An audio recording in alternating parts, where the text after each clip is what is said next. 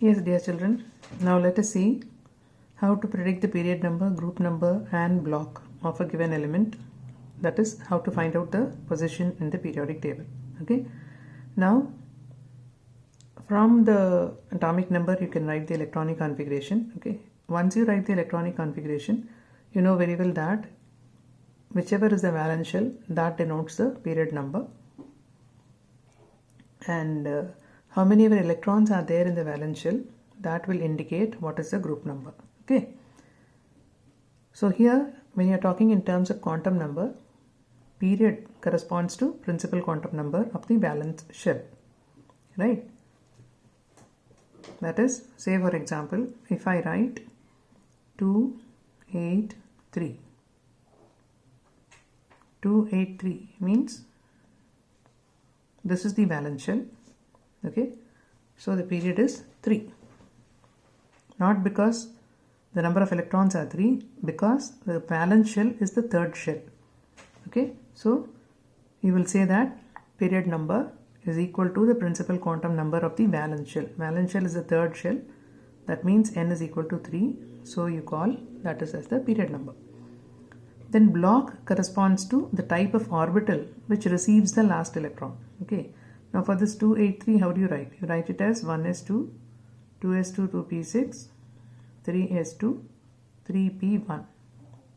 Block corresponds to type of orbital which receives the last electron. Where is the last electron? Last electron is there in p.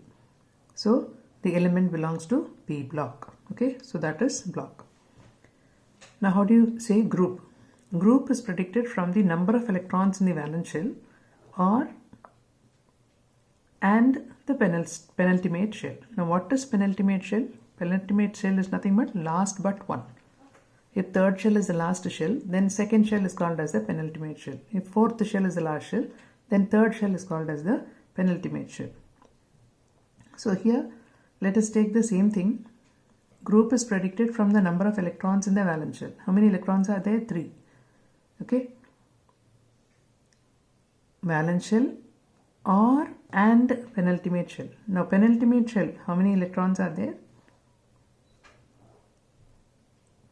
Together it will give you the group number. Supposing if it was a d block element, then it is so.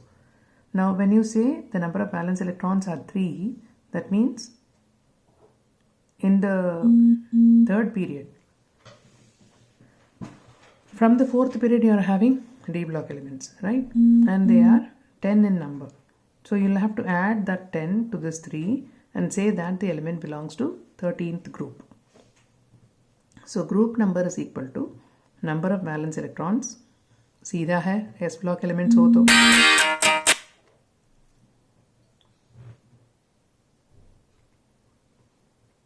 And if it is anything in p, then it is 10 plus number of valence electrons for p block elements. And if it is n minus 1 d electrons plus number of electrons in the valence shell, this is for d block elements, right? And for f block elements, all of them belong to third group. If it is f block, then all the elements, they belong to third group. Lanthanum belongs to third group, and 57 is lanthanum. 58 to 71, I told you they are lanthanoids. So 58 to 71 is considered to be along with the third group, right? That's why you say all of them belong to third group. Now group number n minus 1 d electrons plus number of electrons in the valence shell. Now supposing if I say the electronic configuration as 3d5 4s2, okay, n minus 1 d electrons, that is fourth shell is the valence shell, number of electrons in that is 2, plus n minus 1 d, that is 3d. How many electrons are there? 5. So what is the group number for this? This is 7. 7 is the group number. So this is how you have to derive the group number and period number. Now based on that,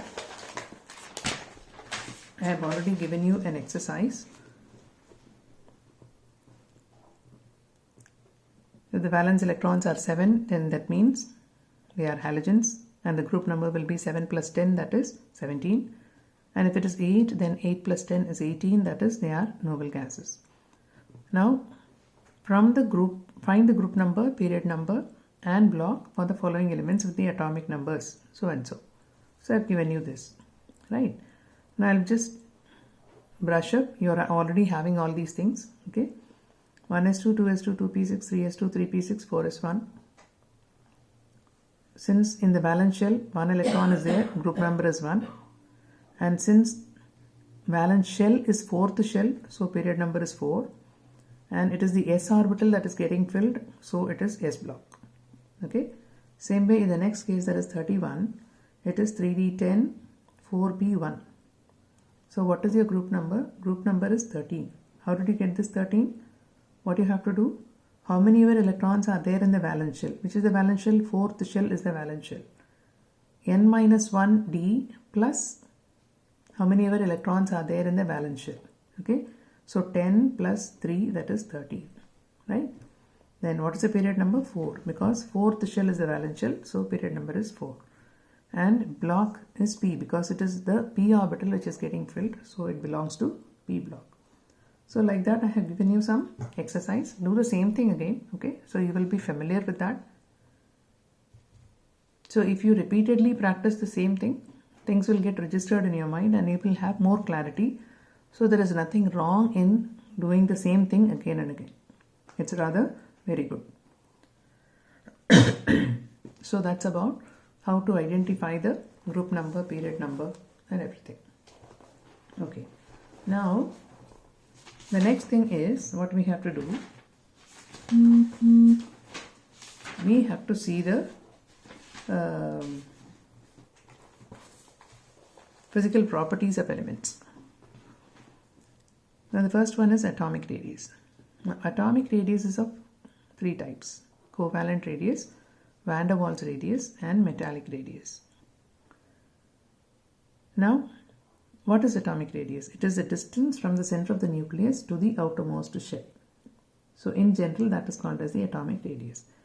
Now how do you define covalent radius? It is 1/2 the distance between the nuclei of 2 covalently bonded atoms of the same element in a molecule in the solid state. Right. Now say this is a molecule and this is another molecule, and these 2 atoms are adjacent to each other, and from this end to this end, this is called as van der Waals radius.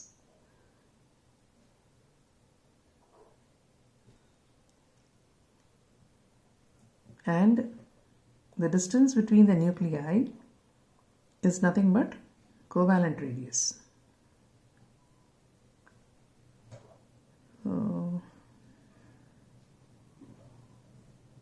Okay, if it is monoatomic, then 1/2 the distance between the nuclei of 2 adjacent atoms.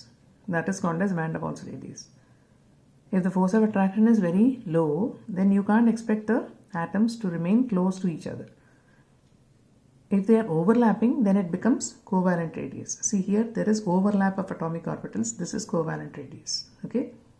Whereas this is 1/2 of the distance, so this is van der Waals radius. This is the complete distance between this nucleus and this nucleus, and it is 1/2 the distance, so it is van der Waals radius. It's defined as 1/2 of the distance between the nuclei of 2 identical non-bonded isolated atoms or 2 adjacent identical atoms belonging to 2 neighboring molecules. These are 2 neighboring molecules. उनके बीच में जो distance है उसका आता. And in the solid state, remember, this is very, very important. Now what is metallic radius? It is defined as 1/2 of the nuclear distance, internuclear distance between the 2 adjacent metal ions in the metallic lattice. That is called as metallic radius. Now force of attraction between the positive kernel and valence electron is what is called metallic bond. What is metallic bond?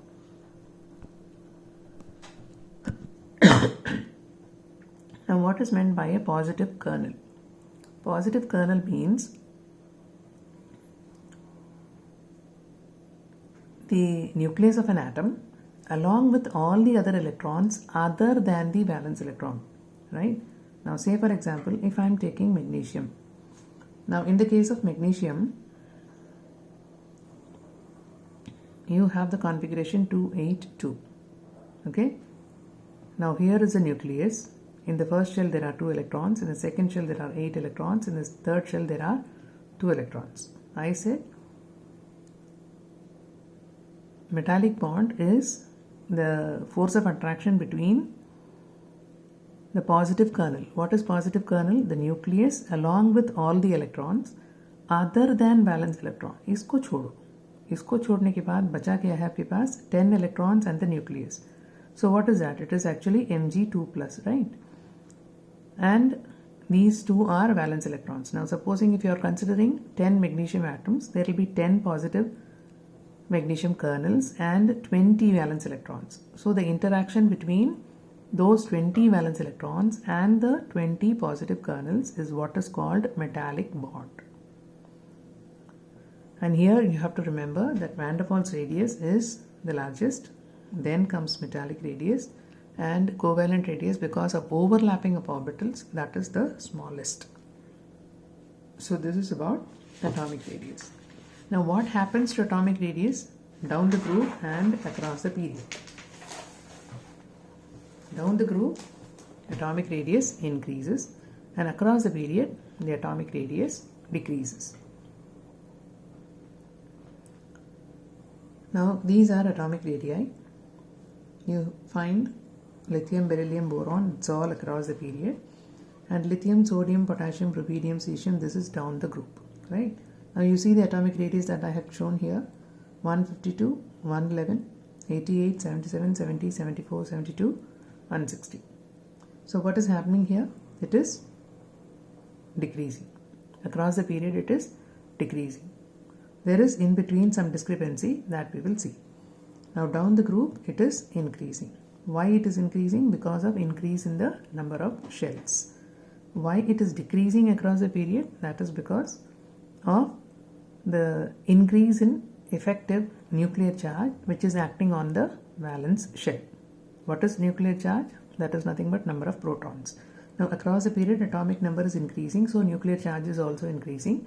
So it will hold all the electrons very tightly, so size decreases across a period. So atomic radius decreases across a period and it increases down the group. And you find noble gases are having higher atomic radius than the respective halogen. Why? Because in the case of noble gases, all the electrons are completely filled, that's all the shells are completely filled. With the result, there will be interelectronic repulsions because of the completely filled orbitals, and because of these repulsions, the size, the atomic size, it is slightly greater than what is expected because of the repulsive forces between the like charges. Electrons are all like charges, right? That is why. Now here you find in the case of nitrogen and oxygen, you see the size of nitrogen is less than that of oxygen. In the case of what is happening, oxygen is having 8 protons and 8 electrons, and here nitrogen is having 7 protons and 7 electrons, but then this is having half filled state which is more stable. So here the interaction between the nucleus and the electrons is also much stronger, and that is why you find the size of nitrogen less than that of oxygen. It was supposed to be greater, but it is slightly less because of the stable electronic configuration. Now if you consider a cation,